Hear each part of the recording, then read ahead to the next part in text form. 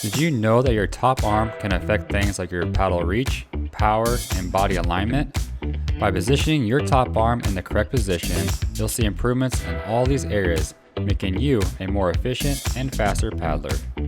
So, if this sounds like something you want, then you're in the right place as I explain how your top arm affects your paddle stroke.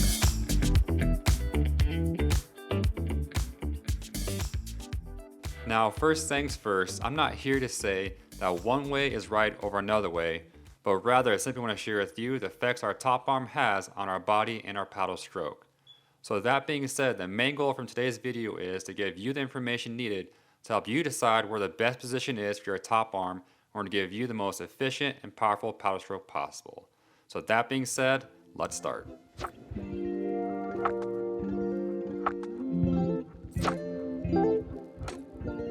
So the first area that we're going to look at when it comes to our top arm affecting our paddle stroke is the amount of reach that it provides us. So for example, here when we get set up into our paddle stroke, we'll start things off with a bent 90-degree top arm, and you can see that provides us quite a bit of reach here in our paddle shaft. Then as we begin to straighten that top arm, that reach begins to decrease. Once again, as we begin to bend that elbow, the more we bend it, the more our reach begins to increase. So the question is, how much reach do you really want in your paddle stroke? And the answer to that question is that's actually going to vary in the type of paddler that you are. But the main goal we want to be doing with our reach especially is allowing it to provide us with a clean entry and catch phase of our paddle stroke. So what I mean by a clean entry and catch phase is when we begin to set up for a paddle stroke here and we fall forward onto our paddle blade, we want to make sure that we're entering the water with little to no splash, bearing that blade all the way into the water and then catching it, and then pulling ourselves to that paddle stroke for the rest of the phases of our paddle stroke. So once again, as we fall forward on paddle blade, we want that blade to enter cleanly with a little splash, bearing our blade all the way into the water, and then pulling ourselves to that paddle stroke for the rest of our stroke phases. So with that, there are a couple of factors that kind of play into that and giving you a clean entry and catch phase.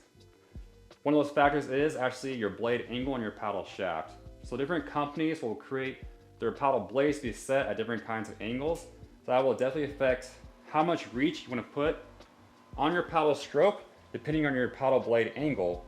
Because if you're applying too much reach or too little reach with your blade angle, you'll once again be creating splash as you enter the water, which is not a clean and efficient entry phase of your paddle stroke.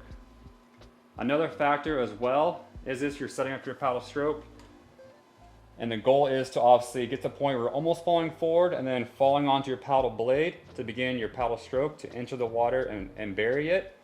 If you're overreaching, you're going to create splash once again as you're falling forward in an awkward position with too much reach, and you're trying to catch yourself in an awkward way in that paddle blade to pull yourself to the paddle stroke will create quite a bit of splash.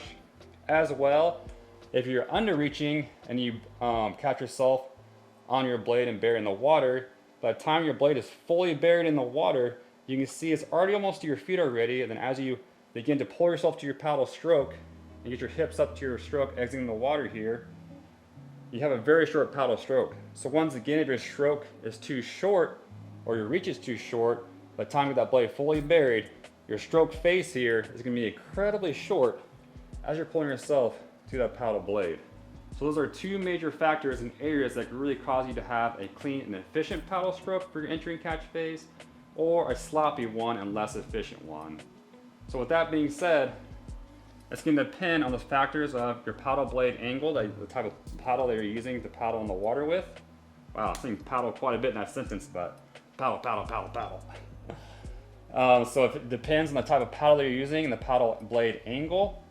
As well, it depends on where you're naturally falling forward and catching yourself on that paddle blade with entering the water cleanly for that entry phase into the catch phase of your paddle blade, and then pulling yourself to the rest of those phases to your paddle shaft as well.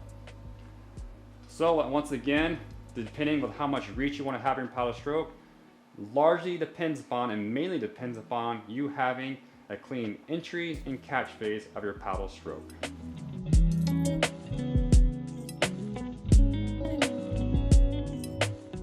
All right, this next area, we're now gonna focus on our shoulders and how that straight arm versus spin arm can affect our shoulder position as well.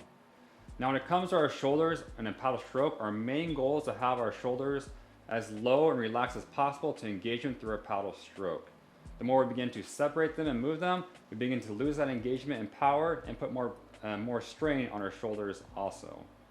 So for example, when we set up for our paddle stroke here once again, we set up into a 90-degree angle, bent top arm, more or less. You see my shoulders are kind of this position right here. And as I begin to straighten that top arm, my left shoulder begins to raise. So once again, I'll switch to this side. We can probably see a little better in the camera here. Set up from a paddle stroke here. My shoulder position with the bent top arm. Then as I begin to straighten that top arm, my right shoulder begins to raise. Bring it more in a bent position, begins to lower once again. So I'll show you at a front angle here as well. Disconnect from the band here. Bent top arm, shoulder position, begin to straighten that top arm. That right shoulder begins to raise, bend it, begins to lower once again. So that's kind of the effect that our top arm can have on our shoulders. The more we straighten it, the more that top shoulder begins to raise as well. So with that being said, as we go back to the beginning of what I said earlier in this section, is if we're wanting to really engage our shoulders, you want to have our shoulders be lowered to engage them better. For example, for a test for this is when you go to flex your shoulder muscles, what do? You'll naturally want to pull your shoulders back and your chest begins to raise through that process as well. So I'm engaging my shoulders kind of pull back, my chest begins to raise as I engage them. So if that's the goal, if my one shoulder is raised slightly higher than the other one, when I try to engage them, you can notice it's kind of an awkward feeling in your shoulder muscles now as you try to engage with one shoulder being higher than the other one. Versus having our shoulders be more level, when you try to engage them, it's more natural to engage them. So you can do that test for yourself as well to feel that difference in terms of your shoulder position and the amount of engagement you can get out of your shoulder muscles by where your shoulders are positioned. So another major area that our shoulder muscles have when it comes to affecting our paddle stroke is the amount of downward force we have on our paddle shaft. Now our goal is to really maximize the downward force we have on our paddle shaft with that top arm. So as our bottom arm carries out load, we can use that force to pull ourselves to our paddle shaft here, giving us a very powerful and would translate to very fast paddle stroke in the water. So a test I like to do to show the difference with this as well when it comes to a straight arm versus a bent arm is just seeing how much force I can apply with my top arm. Now currently with this paddle shaft that I'm using right here, I have it tightened to where it's pretty tight, but if I get enough force pushing down on this paddle shaft here, this top shaft will begin to slide down into this bottom shaft here. So I'm gonna do this test here real quick. I'm gonna start off setting into a paddle stroke here, right here next to this wall. Then I'm gonna begin with a straighter top arm and just push down as hard as I can. All right, so I couldn't really move the shaft down at all into the bottom shaft. Now all I'm gonna do is bend this top arm, do the same thing again. You can see I was able to put enough force or more force to make the shaft slide down. We'll do it one more time for you guys, just to verify for you skeptics. Put it up here again, straighten this top arm, push down. All right, bend this top arm, push down.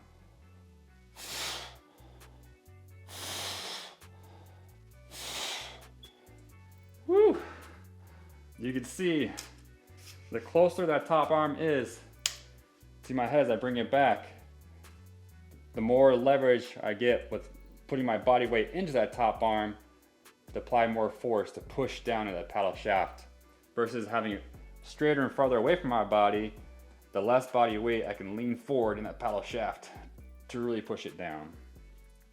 Now, real quick before we move on to the last part of today's video, I encourage you, if you have not already, to maybe consider subscribing to the channel. It's a free thing to do and it shows your support and allows me to work with more brands to create more content like this for you guys. As well, if you are interested in some one-on-one coaching, I still have some spots available for you. Or if you're a beginner racer, you're looking to do your first 5K or 10K race, I have some race training plans available on my website to help you prepare for those races also. So whatever you're looking for, go check out my website for more coaching information.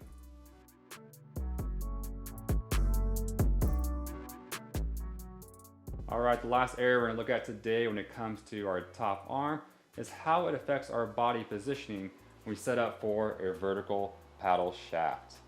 Now, if you're not familiar with the vertical paddle shaft concept, the main reason you want to focus on paddling with a vertical paddle shaft in the water is that it allows us to track straighter when we're paddling. If we begin to have our paddle shaft at an angle here and we're paddling in the water, that force begins to be applied by slowly pushing our board sideways to make us turn with each single paddle stroke. Then as we begin to pull the shaft up more vertically and go through paddle strokes, that force is being applied more in downward motion, pulling us forward directly towards where we're trying to paddle to. So let's show now about how easy or not easy it is, or what position our body gets put into when we try to achieve having a vertical paddle shaft with a straight arm versus a bent top arm. So coming in front of you on the camera here, hope you can see okay. We'll see how my paddle shaft here vertically now, set up into a paddle stroke. And you can see it's fairly natural to get that paddle shaft vertically as my top arm is bent, reaching over and across to the other side of my paddle board here. Then as we begin to straighten my arm, my body begins to have to curve at an angle through my torso. My torso begins to kind of curve like this as I reach over to have my paddle shaft be still vertically, or also my hips begin to shift to my left-hand side here in order to compensate for that body movement with a straighter top arm to achieve a vertical paddle shaft here. Then, as I begin to bend my top arm once again, it's more natural and easier to keep my body more in line as my arm is simply reaching across to give me a vertical paddle shaft. Versus a straighter arm, I'm now having to turn my body to allow me to reach over that distance to give a vertical paddle shaft still. So that involves moving my torso and my hips to achieve the same results. Now, once again, as I said at the very beginning of this video, I'm not here to say that one way is right over another way. That's simply what happens to your body as you set up for a vertical paddle stroke in the water with a bent arm versus a straight arm. Now, some people do prefer to have their body more shifted to one side as they believe they can get more force applied on their paddle strokes. But for me personally, I like to keep my body more in line with my paddle board. That allows me to use all my muscle groups together, the same amount of force and load being applied on it as I pull myself to that paddle stroke. Now, I'm not going to say you're doing 100% the same load on both sides of your body when you're doing this, but it does help it become closer to the same level of effort from both sides of your body versus having to shift your body more to one side and utilizing more of one side of your body group muscle groups versus using lesser of the other side as you go through your paddle stroke. So as I said, I prefer to keep my body more in line. So with that, naturally, I go for more of a bent top arm, which naturally allows me to keep my body more aligned with my paddle shaft here, my paddle board, and stand more vertically, more or less. And as I fall into my paddle shaft and then begin to pull myself to the paddle shaft and blade, I can utilize both my hip flexors, my hips, my leg muscles, my torso muscles, my core muscles, shoulder muscles, all those things together more evenly, pull myself to my paddle stroke here, my paddle shaft here, every single paddle stroke. Versus if I switch to more of a straighter arm and have to start shifting my hips to one side and my torso as well, I now have to utilize more of one side of my muscle groups to pull myself to my paddle with every single stroke. Once again, a more bent straight top arm or a more bent top arm can naturally keep my body more in line, pull my whole muscle groups together to my paddle stroke every single time. Now some people, once again, say they can achieve more power, or the beginning as well, even more reach, by simply twisting their body. So as they use a straight top arm, they say they can twist their body here to give themselves more reach. But when you do that, once again, your hips have to twist, as well as your knees have to bend at a slightly different angle from each other knee to achieve that greater reach to paddle in the water, as well as they're trying to achieve still a vertical paddle shaft here. Once again, sometimes people like to twist their hips a little bit to achieve a vertical paddle shaft with a straighter top arm to pull themselves to their paddle shaft here. Now once again, I'm not here to say that's better than the other reason, but with all the facts we talked about in today's video, the amount of strength we get from our top arm, the amount of reach we get from it, and the amount of power we get from it, I personally choose to use more of a bent top arm for my paddle stroke style to give me the most amount of power and efficiency out of my paddle stroke. Now that's not to say that your paddle stroke should look 100% like my paddle stroke, but rather I encourage you to use information from today's video to go out in the water, to apply these different methods, see where your top arm should it be straighter or more bent, in order to give you the most amount of power and efficiency in your paddle stroke. So I hope you guys enjoyed today's video. If you do have other thoughts or comments, be sure to share those down below. I'll catch you guys in the next one.